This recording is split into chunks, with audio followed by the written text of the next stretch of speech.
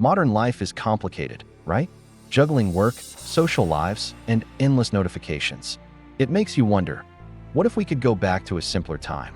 A time before cities, before farming, before all this complexity.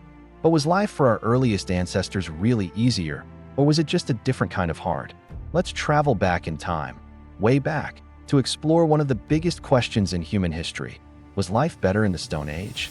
Picture this. You're living in the Paleolithic era, the Old Stone Age. There are no schedules, no bosses, no bills. Your world is the vast, untamed wilderness. You live in a small, tight-knit group, maybe 20 or 30 people, and you're constantly on the move, following the seasons and the herds. This is the life of a hunter-gatherer. Your primary concern, every single day, is finding enough to eat. So what's on the menu? Well, pretty much anything you can get your hands on. Berries, nuts, roots, insects, and if you're lucky, a successful hunt bringing down a mammoth or a wild horse. This diet was incredibly diverse and packed with nutrients, something many of us lack today. But getting it was a high-stakes game. Hunting large animals with stone-tipped spears was incredibly dangerous. A broken leg or a deep gash could be a death sentence without modern medicine. Predators like saber-toothed cats and cave bears were a constant threat. Your home wasn't a permanent structure, but a temporary shelter, a cave, a rock overhang, or a simple hut made of branches and animal hides, just enough to protect you from the elements before you moved on. The tools of the trade were simple but effective. A hand axe for chopping, a scraper for cleaning hides, a spearhead for hunting. These weren't just tools, they were your lifeline, crafted from stone, bone, and wood. Socially, life was surprisingly egalitarian. There were no kings or chiefs. Decisions were made as a group, and resources were shared. Cooperation was the key to survival. Everyone had a role, and everyone depended on everyone else. It was a life of immediate needs, of intense focus on the present moment. So, was it simple? Yes. Was it easy? Far from it. The stress was constant, a primal, life-or-death anxiety that we can barely imagine. Then, around 10,000 BC, something extraordinary happened. In different parts of the world, groups of people started to do something revolutionary. They began to control their food source. This is the dawn of the Neolithic, or New Stone Age, and the invention of agriculture. Instead of chasing animals, we began to domesticate them. Goats, sheep, cattle. Instead of gathering wild plants, we learned to cultivate them. Wheat, barley, rice. This single shift changed everything. For the first time, humans settled down. We built permanent villages with sturdy houses made of mud, wood, and stone. We were no longer nomads. This new, sedentary lifestyle sounded like a major upgrade, right? A stable food supply, a permanent home, a sense of security. But the Neolithic Revolution came with its own set of serious problems. While farming offered the potential for a food surplus, it was also incredibly risky.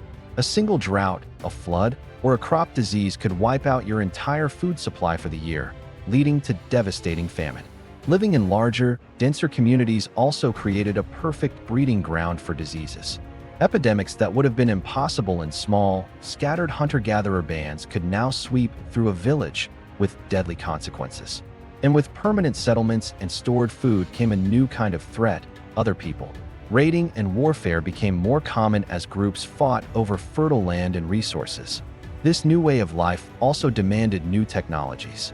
We see the invention of pottery for storing grain and water, and the loom for weaving textiles from plant fibers and animal wool. Tools became more specialized and polished, designed for farming tasks like grinding grain and harvesting crops. Life was becoming more complex, more structured, and in many ways, more fragile. So let's compare the two. The big trade-off seems to be about labor and security. We often assume that hunting and gathering was a constant, back-breaking struggle for food. But studies of modern hunter-gatherer groups suggest they may have actually worked less than early farmers, and even less than many of us today. Their work was intense, but sporadic. A successful hunt could feed the group for days, leaving plenty of time for rest, socializing, and art. Farming, on the other hand, was a relentless grind. From sunup to sundown, it was plowing, planting, weeding, and harvesting. The work was physically demanding and repetitive. What about health? The Paleolithic diet, rich in a variety of plants, lean proteins, and healthy fats, was arguably much better for us. When we switched to agriculture, our diets became much narrower, heavily reliant on a few starchy staple crops. Skeletal remains from this period show that early farmers were often shorter, had more nutritional deficiencies, and suffered from more dental problems than their hunter-gatherer ancestors.